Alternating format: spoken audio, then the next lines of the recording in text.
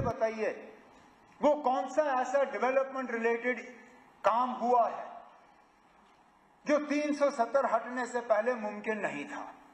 जम्मू कश्मीर का एक नक्शा आपको दिया, चलिए एक हिस्सा पाकिस्तान के पास में, उस पर भी आज फॉरेन मिनिस्टर साहब ने कहा कि हम वापस लेके आएंगे।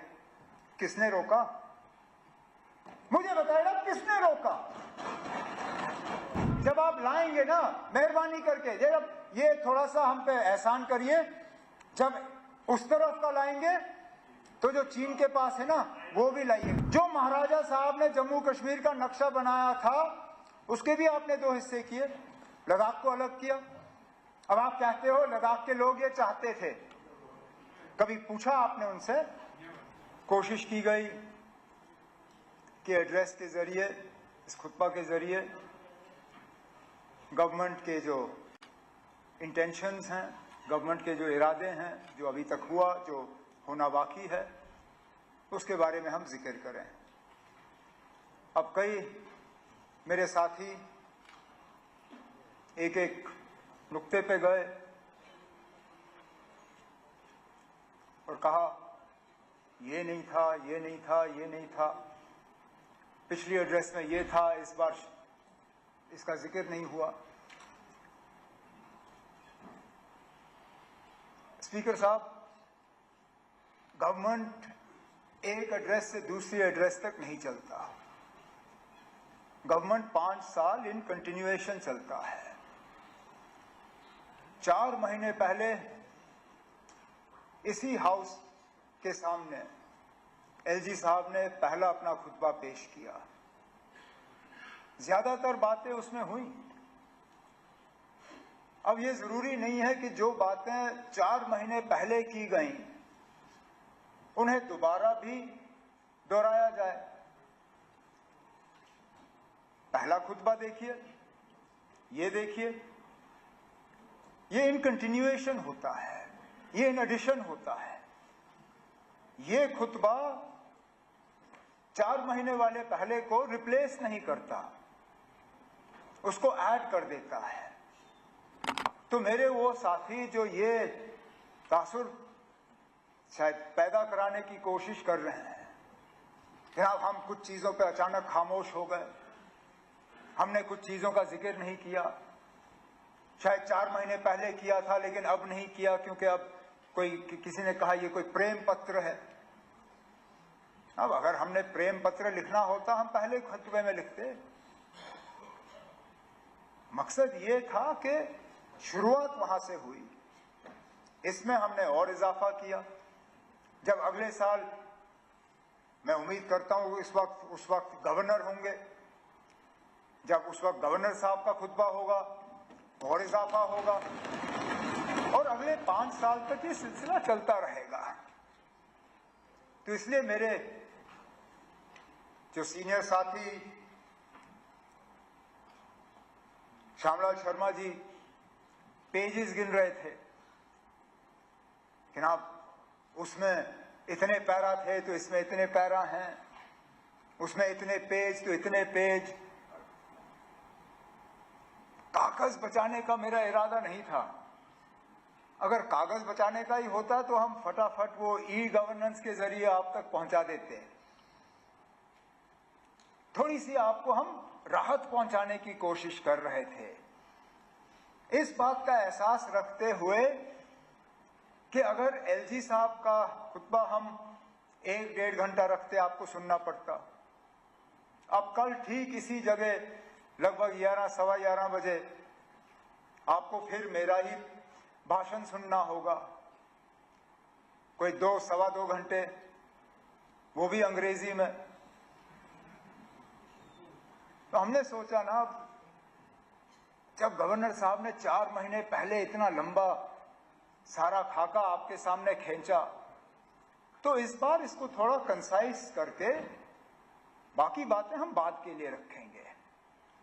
तो इसमें ऐसी कोई बात नहीं है कि हम अपना एजेंडा निकाल रहे हैं या किसी चीज पे हम खामोश रहना चाहते हैं। अब कई सारे साथी इस तरफ से भी, ऑपोजिशन के बेंचेस की तरफ से भी डेवलपमेंट के हिसाब से बातें आई, कुछ सवाल आए, कुछ चीज़ों का जिक्र हुआ। अब मैं दोबारा ये बात दोहराऊंगा कि इस बात का एहसास रखते हुए कि कल उन्हीं चीज़ों पे बजट के दौरान मुझे बात करनी होगी, उसके ठीक बाद ग्रांट्स पे सिलसिला शुरू होगा, उस पर भी बहस होगी। मैं हाउस का वक्त नहीं लेना चाहूँगा और एक एक डेवलपमेंट की चीज़ को जो है यहाँ पे बात करें। कल बजट के सिलसिले में शुरू हो ही जाएगा और आने वाले कुछ दिनों पे हर इशू जो यहाँ ऑनरेबल मेंबर ने टच किया, हर महकमे को लेके, उन पे हम जो है अपना जवाब दे देंगे।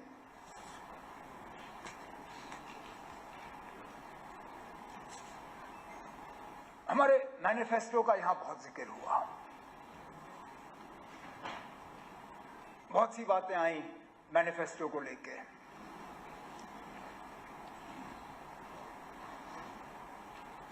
हमने सोच समझ के वो डॉक्यूमेंट तैयार किया।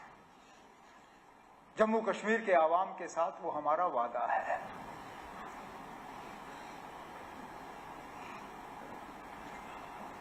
हमने जब ये मैनिफेस्टो लोगों के सामने रखा, हमने उन्हें ये कहा कि हम आपसे 5 साल का मौका मांग रहे हैं।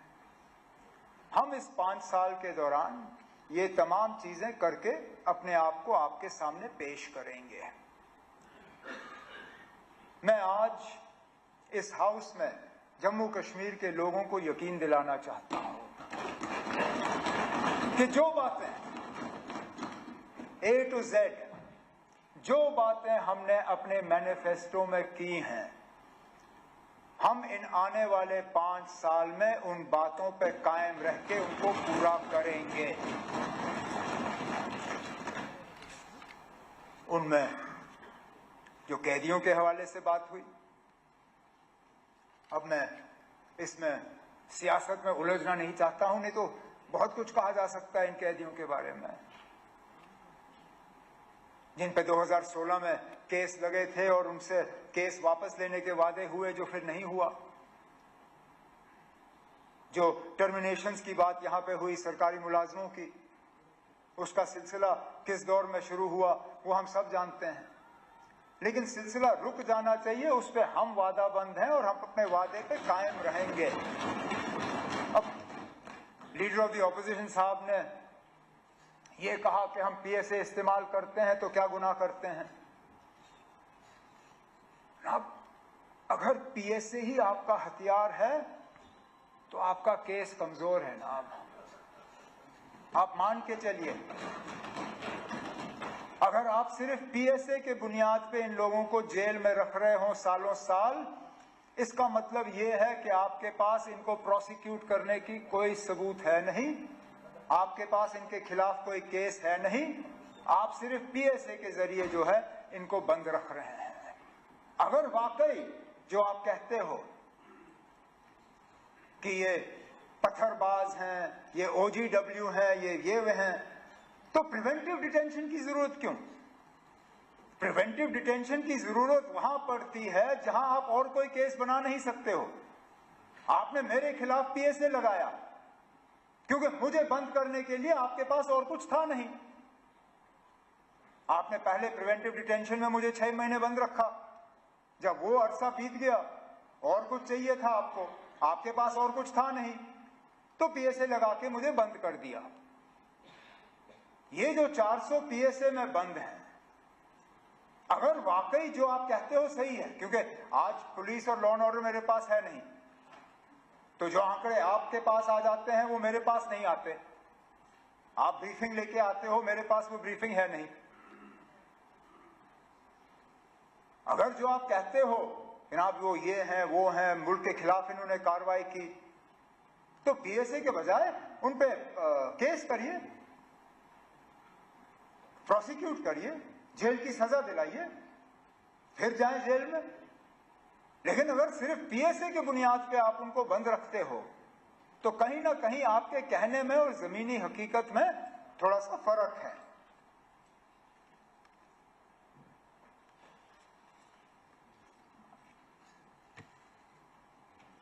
370 के हवाले से बहुत बात हुई। मैं फिर honourable leader of the opposition की तकरीर के हवाले से ही बात करूंगा। कहा कि 370 को लेके हम हाउस का टाइम जाया करते हैं, लेकिन जितना हमने 370 पे बात की उससे ज्यादा तो शायद उस तरफ से बात आई। हर तकरीर में 370 को हटाने की जस्टिफिकेशन वहां से आई। आप खुद ऐसे काम गिन रहे थे, मैं थोड़ी देर के लिए मैं दीवारों के आसपास देख रहा था कि कहीं ऐसा ना हो कि मैं पार्लियामेंट शिफ्ट कर गया, क्योंकि आपकी तकरीर तो ऐसा लग रहा था जैसे आप प्रेसिडेंट्स एड्रेस पे अपनी तकरीर कर रहे हैं बजाय लेफ्टिनेंट गवर्नर्स एड्रेस पे। यहां के काम गिनने के बजाय आप दिल्ली की हुकूमत, मरकजी हुकूमत के काम गिन रहे थे। आपने बड़े बड़े प्रोजेक्ट्स के हवाले से बात की, कोई रिंग रोड, कोई ये रोड, कोई वो रोड, कोई ये। मैं आपसे सिर्फ एक सवाल पूछता हूं ना, मुझे ये बताइए इनमें से कौन से ऐसे काम हैं जो बिना 370 हटाए नहीं मुमकिन होते? बताएं, क्योंकि आज तक मुझे इस सवाल का जवाब नहीं मिला है। आप जो काम गिनते हो, IIT, IIM, AIIMS, ring road, ये बाकी चीजें, इनमें से ज्यादातर वो काम हैं जो 2019 से पहले शुरू हुए, लेकिन मैं उस झगड़े में पड़ूंगा ही नहीं। मैं आपसे ये पूछता हूं ना, मुझे बताइए वो कौन सा ऐसा डेवलपमेंट रिलेटेड काम हुआ है जो 370 हटने से पहले मुमकिन नहीं था? डेवलपमेंट के लिहाज से कौन सी बेहतरी आई?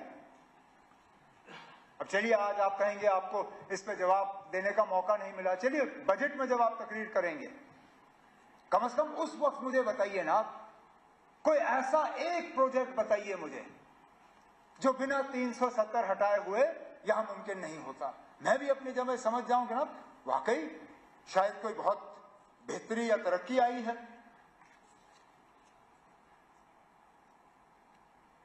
पॉलिटिकल रिजर्वेशन के हवाले से बात हुई, आप 370 हटा तब पॉलिटिकल रिजर्वेशन मुमकिन हुआ।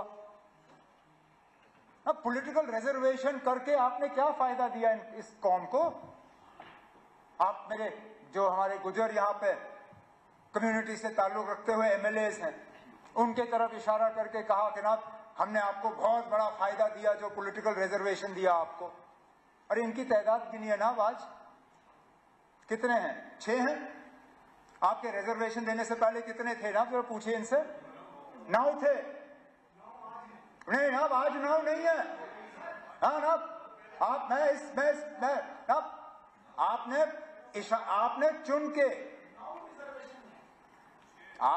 चुन के गुजर कम्युनिटी को कहा यार, आप थे ना, आपने इनको कहा, आपने अब आप अपनी बात को दूसरे अंदाज में पेश करेंगे, लेकिन मैं हाउस में मौजूद था। आप थे ना, आप बैठिए ना, आप बैठे। आपने उस वक्त हमारे तरफ उंगली करके ये कहा कि इन लोगों ने आपको, मतलब गुजरों को, ST का दर्जा देने के बाद भी पॉलिटिकल रिजर्वेशन नहीं दी। ये कहा आपने ये नहीं कहा कि हमने 9 सीटें पॉलिटिकल रिजर्वेशन दी। आपने गुजर कम्युनिटी को कहा कि आप लोगों को ST का दर्जा मिला था, लेकिन इन लोगों ने आपको पॉलिटिकल रिजर्वेशन नहीं दी। उसके बुनियाद पे मैं आपसे पूछता हूं ना, आपके पॉलिटिकल रिजर्वेशन देके आपने फायदा क्या दिया? उस वक्त 9 थे, अब 6 हैं।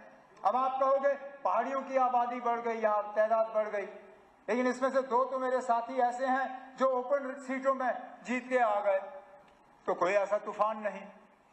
तो मैं फिर इस बात पे आता हूं ना कि 370 हटाने के बाद कौन सा ऐसा करिश्मा हुआ जिसकी बुनियाद पे आप कहोगे जनाब कि जमीन आसमान का फर्क पड़ा, बहुत फायदा हुआ लोगों को।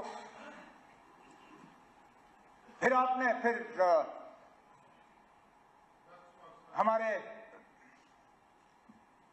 हमारे साथी शक्ति परिहार साहब ने अपनी तकरीर में शुरू में ही कहा कि 370 जो है वो जम्मू कश्मीर में करप्शन, नेपोटिज्म और एक और अंग्रेजी अल्फाज इस्तेमाल किया जो मुझे याद नहीं है, टेररिज्म।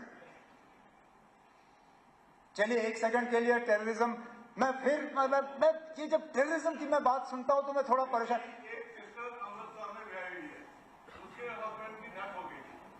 वो हमारी प्रॉपर्टी को नहीं ले सकती थी, मैं आ रहा हूं ना, मैं आ रहा हूं उस बात पे, मैं आ रहा हूं उस बात पे, मैं उस बात पे भी आ जाऊंगा, मैं उस बात पे भी आ जाऊंगा। टेररिज्म, अभी तक तो लीडर ऑफ द ऑपोजिशन साहब कह रहे थे कि यहां पे टेररिज्म के लिए पाकिस्तान कसूरवार है, इसलिए हम पाकिस्तान से बात नहीं करेंगे। लेकिन शक्ति परिहार साहब कहते हैं कि टेररिज्म यहां पे 370 की बदौलत है। अब खुदारा मुझे बताइए ना, टेररिज्म 370 की बदौलत है या पाकिस्तान की बदौलत? अगर टेररिज्म 370 की बदौलत है तो फिर पाकिस्तान से बातचीत के लिए आपको एतराज क्यों? और अगर पाकिस्तान कसूरवार है 370 के लिए, टेररिज्म के लिए, तो फिर 370 को इसके लिए दोषी क्यों ठहराते हो? और 370 को हटाने के बाद जो बिलखसूस जम्मू में टेररिज्म बढ़ी, उसके लिए कौन कसूरवार? जिन इलाकों को मैं दावे से कहता हूं हमने अपनी हुकूमत, कांग्रेस नेशनल कॉन्फ्रेंस की हुकूमत जिसमें सलातिया साहब और श्यामलाल शर्मा साहब मेरे साथ मंत्री थे,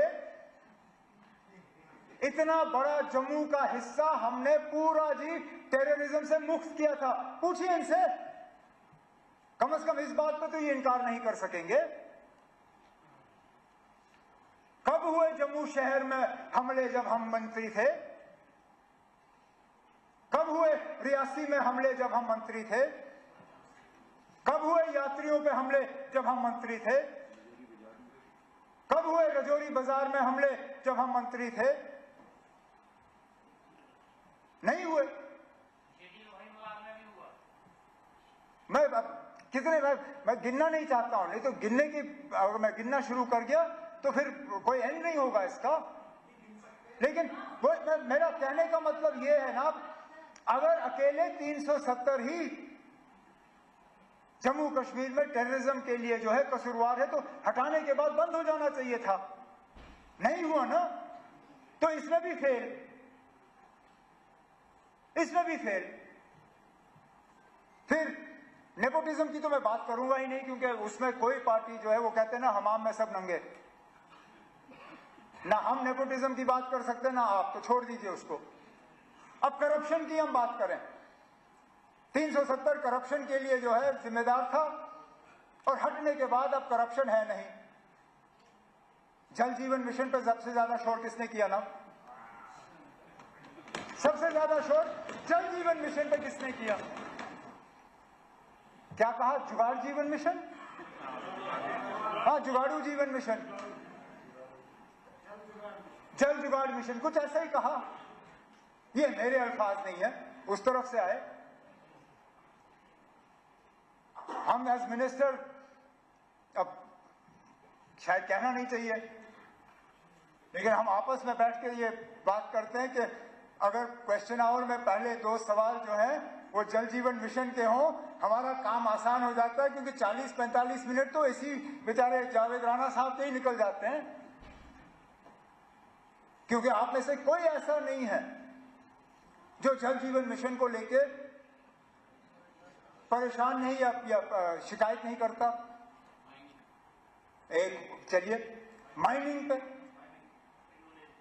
पे करप्शन पे इल्जाम आपने लगाए, हमने नहीं। हमने तो इसका कभी जिक्र ही नहीं किया। इस सेशन से पहले जल जीवन मिशन के बारे में शिकायतों का आपने हमसे तो सुना नहीं होगा। जमीनों के मामलों में करप्शन की बात, मिस गवर्नेंस की बात, कन्वर्जन ऑफ लैंड यूज, वो हमारी बदौलत नहीं, वो सब पोस्ट 370 आया, जिसकी बात श्यामलाल शर्मा साहब ने क्वेश्चन आवर के दौरान इतने जोरों शोर से किया। वो सारा कानून तो 370 हटने के बाद आया। तो फिर मैं पूछता ना, क्या बेहतरी आई? करप्शन भी नहीं रुका, मिस गवर्नेंस भी नहीं रुका। अब ठीक है, आप कहते हो कभी नहीं आएगा, हम कहते हैं हम वापस लाएंगे। वो कहते हैं उम्मीद पे दुनिया कायम है। ठीक है ना, हम अपनी उम्मीद की दुनिया में रहेंगे, आप अपनी दुनिया में रहो, देखते हैं कौन सही निकलता है। लेकिन ये मुझे मत कहिए ना कि अब सुप्रीम कोर्ट का मोहर लग गया है। मैं वकालत नहीं जानता हूं, शायद मुझे नहीं मालूम अगर आपने वकालत की होगी या नहीं, लेकिन आपके आसपास काफी मतलब अच्छे हट्टे कट्टे वकील बैठे हैं ना। ये भी जानते हैं ना कि अदालत का फैसला दूसरी अदालत में टाला जा सकता है या बदलाया जा सकता है। सुप्रीम कोर्ट में 3 जज का बेंच जो है 5 जज का बेंच बदला सकता है, 5 जज का बेंच 7 जज का बेंच बदला सकता है। जब तक पूरा बेंच नहीं बैठता तब तक फैसले बदलाए जा सकते हैं। अब क्या इस तरह के हालात मुल्क में पैदा होंगे या नहीं होंगे, आप कैसे कह सकते हो ना? ठीक है ना, अब आपके पास कौन सी ऐसी जादू की छड़ी है कि आप कह सकते हो कि इस तरह के हालात कभी मुल्क में बनेंगे नहीं? मैं तो ये दावा कर नहीं सकता हूं। ये दावा लोग करते जब बीजेपी के 2 एमपी थे राजीव गांधी साहब के वक्त में, उस वक्त कभी सोचा जा सकता था कि मुल्क में इस तरह के हालात होंगे, लेकिन बन गए। क्या पता ना अब आगे क्या होगा। हम फिलहाल इस पे बात करते रहेंगे, वो हमारा हक है। ये हक आप आपसे छीन नहीं सकते, क्योंकि जो हम बात कर रहे हैं वो इस मुल्क के आईन के तहत कर रहे हैं। अब मैं इस बात में पढ़ूंगा ही नहीं कि टेम्पररी स्टेटस था या नहीं था।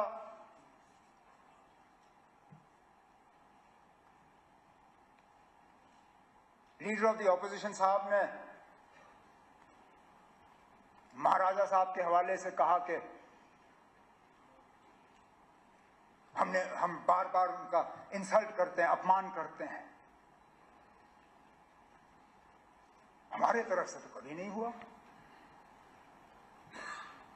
एक जगह बताइए ना आप जहां पे महाराजा साहब की लेगेसी को हमने कहीं जख्म पहुंचाया हो, कहीं नाम बदलाया हो, बताए ना कहीं पर भी। मेरे हुकूमत में, कांग्रेस की हुकूमत में, मेरे वालिद साहब की हुकूमत में, जब पीडीपी और कांग्रेस की हुकूमत थी तब बताए ना आप कहीं पे हमने नाम बदले? प्रताप सिंह पार्क आज भी प्रताप सिंह पार्क, एसएमजीएस अस्पताल आज भी एसएमजीएस अस्पताल, एसएमएचएस अस्पताल आज भी एसएमएचएस अस्पताल। कहीं सड़कों का नाम नहीं, कहीं पे भी नहीं। लेकिन मुझे बताइए ना, महाराजा साहब के जो अगर हम विरासत देखें तो जो सबसे बड़ी चीजें क्या थी? एक जम्मू कश्मीर रियासत, वही देंगे ना हमें विरासत में। ये रियासत बना के उस रियासत का आपने क्या हाल किया ना? बताए ना, ये कहने की बात है। ये छोड़िए ना, छोड़िए। और वो दिल्ली ने किया ना, वो आपने नहीं किया, वो मरकज की हुकूमत ने किया ना। वो क्या हुआ? विरासत मैं विरासत की बात कर रहा हूं ना। अब महाराजा बहादुर ने विरासत में जम्मू कश्मीर का एक नक्शा आपको दिया। चलिए, एक हिस्सा पाकिस्तान के पास में, उस पर भी आज फॉरेन मिनिस्टर साहब ने कहा कि हम वापस लेके आएंगे। किसने रोका? मुझे बताइए, किसने रोका? हमने कभी कहा कि मत लाओ? कभी कहा? हम कहते हैं अगर लाना है तो लाइए। अच्छा, यहां पे तकरीरों में कांग्रेस को आड़े हाथों लिया गया। आपने हाजी पीर छोड़ा, आपने ये छोड़ा, आपने वो छोड़ा। खुद बताइए ना, जब करगिल का वार हुआ क्या वापस लाया? वो मौका था ना, लाते। मौका मिल गया था, बहाना था आपके पास। पाकिस्तान ने हमला किया था, अगर लाने का इतना शौक था उस वक्त लाते। नहीं लाए, चलिए कोई बात नहीं, उस वक्त नहीं हो पाया। आज अगर ला सकते हो लाइए ना, हम में से कौन सा ऐसा है जो कहे ना लाए, ला सकते हो तो लाइए। लेकिन उसके साथ साथ जब आप वो नक्शा देखते हो ना जम्मू कश्मीर का, उसमें जम्मू कश्मीर का एक हिस्सा पाकिस्तान के पास है, ठीक, लेकिन एक हिस्सा चीन के पास भी है, उसकी बात क्यों नहीं होती, उसका जिक्र क्यों नहीं होता? जब आप लाएंगे ना, मेहरबानी करके जब ये थोड़ा सा हम पे एहसान करिए, जब उस तरफ का लाएंगे तो जो चीन के पास है ना वो भी लाइएगा। लेकिन चलिए वो दो हिस्से जो चले गए वो छोड़ दीजिए। जो महाराजा साहब ने जम्मू कश्मीर का नक्शा बनाया था उसके भी आपने दो हिस्से किए, लद्दाख को अलग किया। अब आप कहते हो लद्दाख के लोग ये चाहते थे, कभी पूछा आपने उनसे? कभी मालूम करने की कोशिश की? पहले दिन से करगिल के लोग इस फैसले के साथ नहीं थे, ठीक। आज अक्सर बेशतर लद्दाख की आबादी जो है, बौद्ध आबादी, वो भी इस फैसले के साथ नहीं है। आज जिन लोगों ने 5 अगस्त 2019 को मिठाइयां बांटी थी, आज वो भी कहते हैं कि शायद इससे बेहतर तो हमारी हालत जम्मू कश्मीर के साथ ही बेहतर थी। तो पैदल आए लेह से दिल्ली अपने हकूक हासिल करने के लिए, तो वो विरासत का जो हमें मिला था वो भी नहीं रहा। और विरासत में महाराजा साहब क्या छोड़ गए हमारे लिए? स्टेट सब्जेक्ट लॉज, कि हमारी जमीन हमारी, हमारी नौकरियां हमारी। कहां है वो लॉज ना, कहां है वो कानून? आज आपकी जमीन पे आपका क्या हक है ना? कोई भी आके ले लेगा। आज आपकी नौकरियों पे क्या हक है आपका? इससे अच्छा तो हिमाचल का हाल है। हिमाचल में फैक्ट्री लगती है तो वहां कानूनन 70% जो है मुलाजिम हिमाचल के होने हैं। वहां अगर होटल लगता है तो 70% मुलाजिम हिमाचल के होते हैं। आप बताइए ना कौन सा ऐसा कानून यहां पे है? तो जब महाराजा साहब का नक्शा आपने नहीं रखा, जब महाराजा साहब का स्टेट सब्जेक्ट का कानून आपने नहीं रखा, तो हमने अपमान किया या आपने किया?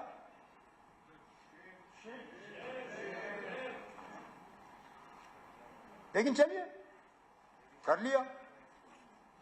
फिर 13 जुलाई पे आप नाराज हुए, आपने वो अल्फाज इस्तेमाल किए जो स्पीकर साहब ने मजबूरन उनको एक्सपंज करना पड़ा। लेकिन आपकी और हमारी सियासी सोच बिल्कुल अलग है। आपकी आइडियोलॉजी हमारी आइडियोलॉजी, उनमें कोई मेल नहीं है। लेकिन कम से कम जब हम अल्फाज इस्तेमाल करें तो सोच समझ के करें। उन 22 लोगों ने जो 13 जुलाई 31 को कुर्बानी दी, वो किस लिए दी? एक आवाज हासिल करने के लिए, कुछ हकूक हासिल करने के लिए। और अगर उनका वो करना गलत होता, महाराजा साहब ने उनकी कुर्बानी के बाद जो कदम उठाए, क्यों उठाए? जो विजिलेंस कमेटी बिठाई गई, जो जस्टिस दलाल कमीशन बिठाया गया, क्यों बिठाए गए? जो उस कमीशन के बाद इलेक्शन का अनाउंसमेंट हुआ, जो इलेक्शन करके प्रजा सभा बनी, वो प्रजा सभा आखिर में जम्मू कश्मीर की असेंबली बनी। अरे नाब, जिन कुर्बानियों के बुनियाद पे ये असेंबली कायम हुई, उनके बारे में भी हम इज्जत से 2 शब्द इस्तेमाल नहीं कर सकते। उनकी सिर्फ इतनी खता है कि वो मुसलमान थे, इतनी खता, ये मानिए आप। क्योंकि बाकी मुल्क में जहां शख्सी राज के खिलाफ आवाज उठी, वहां पे किसी ने उनको गद्दार नहीं कहा। लेकिन यहां पे क्योंकि वो मुसलमान थे और जमहूरियत के लिए लड़ रहे थे, हमारे मुंह से उनके बारे में इस तरह के अल्फाज कितनी आसानी से निकलते हैं। अब मैं बाकी इतिहास हिस्ट्री में नहीं जाऊंगा, क्योंकि मैंने तारिगामी साहब की तकरीर के बाद उनको एक पर्ची भेजी। मैंने कहा ना आपने तो मेरी आधी तकरीर मुझसे ले ली, जो आपने पूरा हिस्ट्री का हमें यहाँ पे सुना दिया, तो मैं उसी को अपनी तकरीर समझ के तारिगामी साहब की बात जो है उसको ओन करता हूँ। लेकिन आप ये मानिए, आप चाहे आप 13 जुलाई की छुट्टी रखें ना रखें, चाहे आप 5 दिसंबर की छुट्टी रखें ना रखें, उन लोगों की कुर्बानियों को यहाँ के लोगों के दिलों से कोई निकाल नहीं सकेगा। आपको क्या लगता है ना, 5 दिसंबर की छुट्टी हटा के शेर कश्मीर का जो उनकी कद है वो कम होगी? अरे ना, अगर आपने हमसे पूछा होता, मैं अपनी मर्जी से वो छुट्टी छोड़ देता। मेरे साथी, पता नहीं उनको याद है या नहीं है, जब मैं वजीर आला था पिछली बार, मैंने अपने साथियों से उस वक्त कहा कि हाँ, मैं 5 दिसंबर की छुट्टी छोड़ना चाहता हूं। सलाथिया साहब गवाह हैं। मैंने कहा इस जम्मू कश्मीर में छुट्टियां बहुत ज्यादा हैं, मैं छुट्टियां कम करना चाहता हूं, लेकिन अगर मैं बाकी छुट्टियों को काटना शुरू करूंगा, ये लोग मुझे कहेंगे कि देखो अपने दादा की छुट्टी तो रखी, बाकियों को काट गए। तो मैं पहले शेर कश्मीर की छुट्टी जो है 5 दिसंबर वाली निकालूंगा, फिर हम और छुट्टियां जो है कम कर लेंगे, क्योंकि मुझे मालूम है शेर कश्मीर की शख्सियत जो है वो 5 दिसंबर की छुट्टी से नहीं है। उन्होंने जो जम्मू कश्मीर के लिए किया वो कोई मिटा नहीं सकता।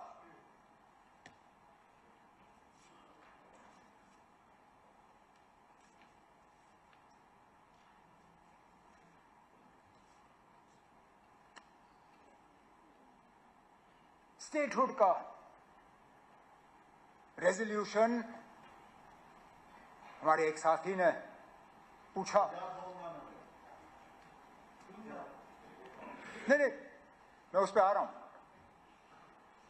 कि वो असेंबली में क्यों नहीं आया, कैबिनेट में क्यों? असेंबली में सिर्फ इसलिए नहीं लाया गया क्योंकि हमें तो ये शक था कि यहां पे कोई ऐसी पार्टी या कोई ऐसा शख्स नहीं है जो स्टेटहुड के हक में नहीं है। लेकिन अगर सजाद साहब को शक है कि यहां कुछ लोग ऐसे हैं जो स्टेटहुड के हक में नहीं हैं, लाएं रेजोल्यूशन। मैं आज कहता हूं ना, हमारे तरफ से सारे मेंबर उसके हक में वोट डालेंगे।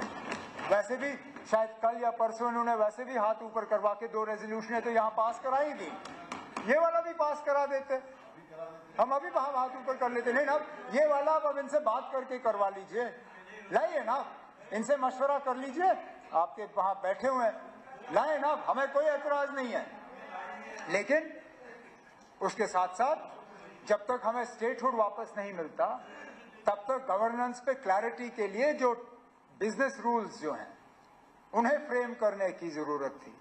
अब बेशक थोड़ा वक्त लगा, लेकिन कल रात को कोई 8 बजे के आसपास हमने कैबिनेट की मीटिंग की, हमारे बिजनेस रूल्स जो है वो फ्रेम हो गए हैं, कैबिनेट ने उनको मंजूरी दी है। उस मंजूरी को अब लेफ्टिनेंट गवर्नर साहब के पास भेजा हुआ है और उम्मीद की जा रही है कि उस पर जो है मंजूरी दिलवाई जाएगी, ताकि कम से कम जब तक ये सिस्टम जो है हमारा है, मैं तो मान के चल रहा हूं कि टेम्पररी है, लेकिन जब तक है ठीक तरह से चलना चाहिए, कोई कंफ्यूजन की गुंजाइश रहनी नहीं चाहिए। वो कंफ्यूजन कम हो, उसके लिए ये जो बिजनेस रूल्स हैं ये चलें आगे तो अच्छा है।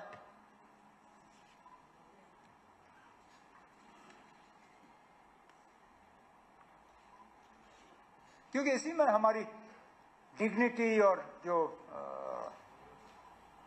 रिस्पेक्ट ऑफ द इंस्टीट्यूशन, जिसके हवाले से श्यामलाल शर्मा जी ने सुबह भी बात की, अपनी तकरीर में भी कहा, आधा तो हमारी डिग्निटी तो स्टेटहुड के जाने से ही चली गई ना। इससे पहले जब एमएलए थे, वारंट ऑफ प्रेसिडेंस में आपका क्या नंबर था ना? आज क्या नंबर है? हाँ, आज क्या है? आज पता नहीं हम कहीं खाते में है भी या नहीं। मेरा नंबर एज चीफ मिनिस्टर, जब मैं इससे पहले यहां खड़ा था, मैं यूनियन कैबिनेट मिनिस्टर के बराबर था। अपनी रियासत में तो यूनियन कैबिनेट मिनिस्टर से भी ऊपर। आज तो पता नहीं मैं एमओएस के नीचे कहीं घूम रहा हूं। तो dignity end of the institution और ये सारा ये भी इसमें जुड़ा हुआ है। तभी तो हम लड़ रहे हैं ना। अब ये स्टेटहुड की लड़ाई हम अपने लिए नहीं लड़ रहे हैं, ये मेरी अपनी लड़ाई नहीं है,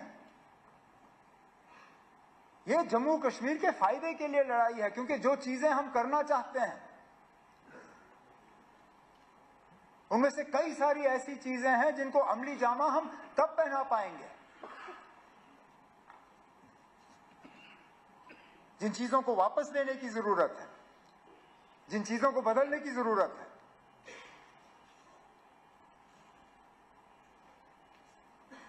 लेकिन हमारी लड़ाई एक सच की लड़ाई है, इंसाफ की लड़ाई है, कानून की लड़ाई है और जम्मू कश्मीर के लोगों को एक राहत की सांस लेने की लड़ाई जो है हम लड़ रहे हैं।